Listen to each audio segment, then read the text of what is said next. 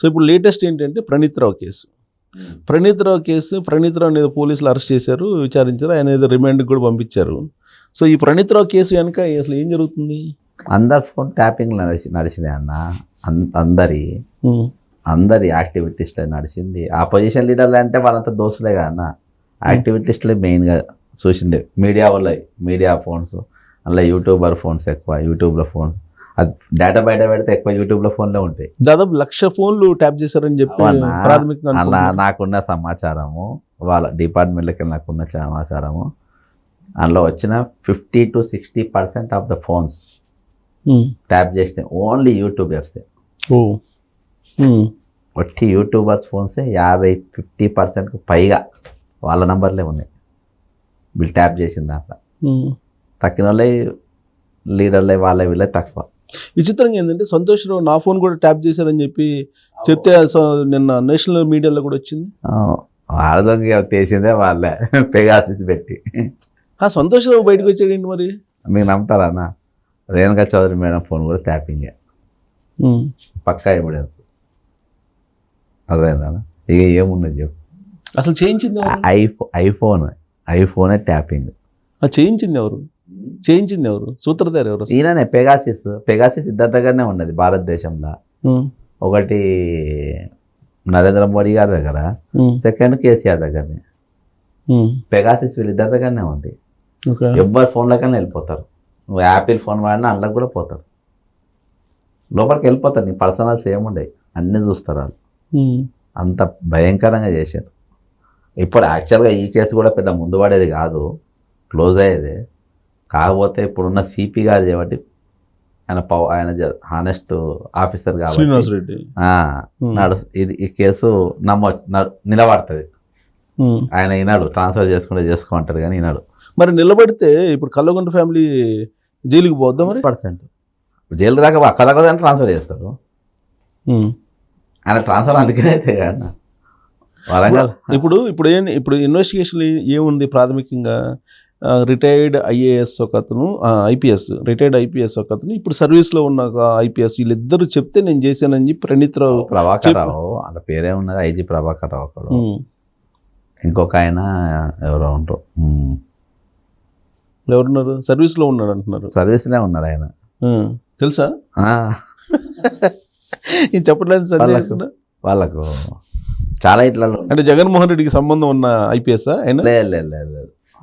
లేదు, కేసీఆర్ ఫ్యామిలీతో దగ్గర సంబంధాలు ఉన్న వ్యక్తి. ఆయన ఒట్టి నాగుల పెళ్లి ఆడేడ భూ వివాదాలలో కూడా కీలకంగా వ్యవహరించిన వ్యక్తి. వీళ్ళిద్దరు లాబింగ్లో చేసిండు ఆయన. సో వీళ్ళిద్దరు తర్వాత ఇన్వెస్టిగేషన్లో ఇప్పుడు వాళ్ళిద్దరిని తీసుకొచ్చి ఇన్వెస్టిగేషన్ అయితే చేస్తారు కదా. ఆయన చేస్తే ఇంకా చాలా వస్తాయి అన్న. టీఎస్పీఎస్ పేపర్ లీక్ కూడా బయటకు వస్తుంది. అందులో ఒక ఐపీఎస్ ఆఫీసర్ తీసుకొచ్చి చేస్తే టీఎస్పీఎస్ది పేపర్ లీక్ కూడా వస్తుంది అన్న. ఇక్కడ నాకు తెలిసి ఇక్కడ చెప్తున్నా కదా, అన్ని ప్రాథమిక దశల్లోనే క్లోజ్ అవుతాయి. ఇంటర్ దాకా లోపల దాకా అంతే. ప్రణీత్ రావు రిమాండ్ పంపించిన వరకు సరిపో అంతేనా? పెద్ద చాలా అదే అక్కడికే ఇదైపోయింది అన్న. యాక్చువల్గా చాలా పెద్ద కేసు అన్నది, చాలా పెద్ద చేంజ్ జరిగిపోతుంది. అంటే ఇది కొంచెం డెప్త్కి వెళ్ళిద్దాం. ఎందుకంటే ఫామ్ హౌస్ ఫైల్స్ అయినా కూడా కేసు వచ్చింది కదా, ఎమ్మెల్యేలకి బీజేపీ వాళ్ళు లేదా ఎర్రర్ అని చెప్పి, దాంట్లో కూడా ఫోన్ ట్యాపింగ్ ఉంది కదా. ఉన్నది. ఉన్నప్పుడు బీజేపీ వాళ్ళు వదులుతారా ఈ కేసు? చేస్తారు ఏమన్నారు అన్న? అందరూ ఒకటే అన్న, అంతా మిక్కీ మౌస్ ఆటలు. మనం ఎక్కువ ఊహించుకుంటే ఆపోజిషన్ లేదు, ఏ పార్టీ 3 పార్టీలే కాదు. వాళ్ళు డ్యామేజ్ అయింది కదా అప్పుడు. కేసీఆర్ దేశవ్యాప్తంగా బీజేపీని బదనాం చేశారు కదా. అవును, బదనాం చేసిండ్రు.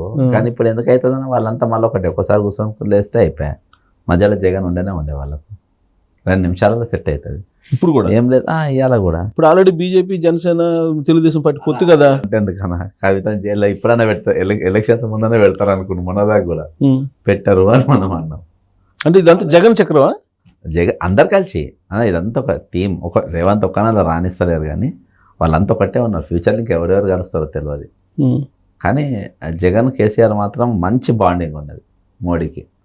వీళ్ళది మంచి బ్రహ్మాండమైన ఇప్పుడు కూడా ప్రజెంట్ కూడా అట్లా అని కేసీఆర్కు ఇంట్లోకి వెళ్ళి పెద్ద శిక్ష పడుతుంది, జైలుకు పంపుతారు.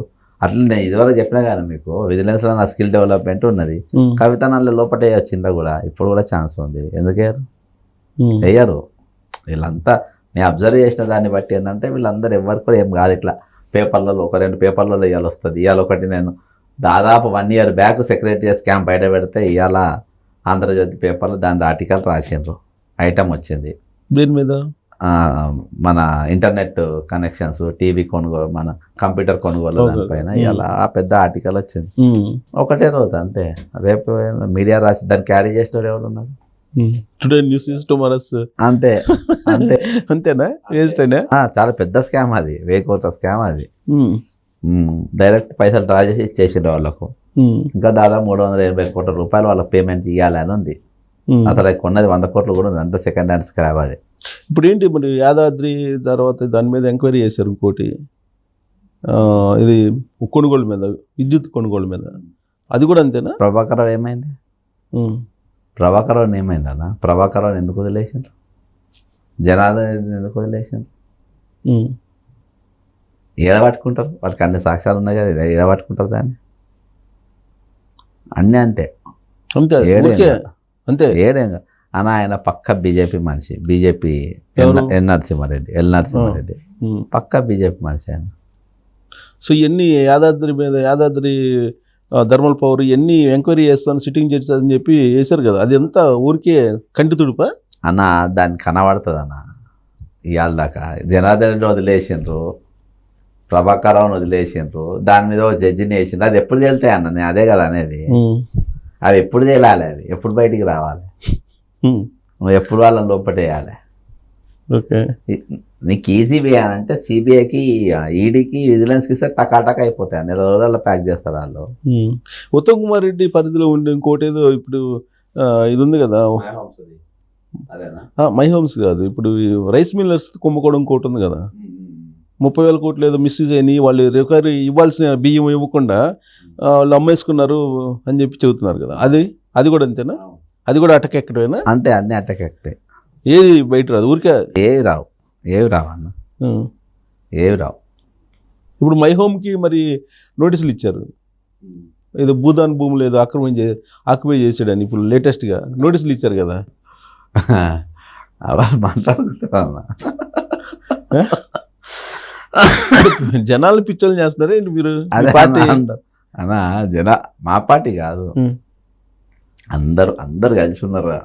సిండికేట్ పాలిటిక్స్ అని పేర్లు పెట్టిన నడుస్తుంది. సిండికేట్ పాలన. సిండికేట్ పాలన కొన్ని రోజులు బీఆర్ఎస్ ఉంటుంది, కొన్ని రోజులు బీజేపీ ఉంటుంది, కొన్ని రోజులు కాంగ్రెస్ ఉంటుంది. కుర్చీలాట. సిండికేట్ కుర్చీలాట కాదు. ఎవరేమన్నా తిట్టుకోరు, అట్లా అనుకుంటారు. మనం ఏమేమి తిట్టుకోవాలి, మన ప్రాణం పైన మేఘా కృష్ణారెడ్డి పేరు తీయద్దు, కట్టుబడి ఒక్కడు కూడా పేరు తీయడు. రామేశ్వరరావు పేరు ఒక్కరం కూడా తీయద్దు, అందరికి కట్టుబడి ఒక్కడు కూడా పేరు తీయడు. మరి నోటీసులు ఇచ్చారు కదా భూదాన్ భూములు. భూదాన్ భూములు ఇస్తారు, అవతార్ చెరువులో కట్టిండ్రు, దాని మీద రేవంత్ రెడ్డి గారే బాజాబ్తా ప్రెస్ మీట్ పెట్టిండ్రు. మరి దాని మీద ఇవ్వాలగా చెరువులో కట్టింది, చెరువులో కట్టింది ఎందుకు ముట్టుకోరు?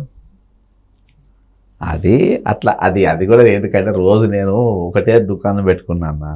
మహేష్ రామేశ్వరరావు పేరు ఎందుకు తీసుకోలేరు, మేఘా కృష్ణారెడ్డి పేరు ఎందుకు తీసుకోలేవని అంటే నోటీస్ అని ఇచ్చింది. మీరు అడుగుతారు కదా, అంటే నోటీస్ ఇచ్చారు. రేపు బెంగళూరు వెళ్తాడా ఏంటి? ఏది మై హోమ్? బెంగళూరు ఏం పోడు, ఆయన ఇంకా పెద్ద మనిషి, బెంగళూరుకి అవసరం లేదు. అసలు లేదా వేరే డీకే దగ్గరికి అవసరం. డీకే రేంజ్ కాదు ఆయన ఇంకా డైరెక్ట్ వేరే రేంజ్ ఉంటారు. కానీ ఆయనది ఏం కాదు, ఆయనకేం కాదు. ఇక్కడనే లోకల్నే క్లోజ్ అయిపోతుంది. డైరెక్ట్ ఢిల్లీ వెళ్తాడా? లేదు, అవసరం లేదు. గ్రామ పంచాయతీనే క్లోజ్ అయిపోతుంది. అంతేనా? మెగా లాగా. అంతే, మెగా కూడా గ్రామ పంచాయతీ. మెగా అసలు పేరెత్తారు కదా, అదే గ్రామ పంచాయతీ. మెగా డైరెక్ట్ కదా, డైరెక్ట్ ఫోన్ మాట్లాడుకుంటారు కదా. మెగాకి ఏం ప్రాబ్లం ఉండదు.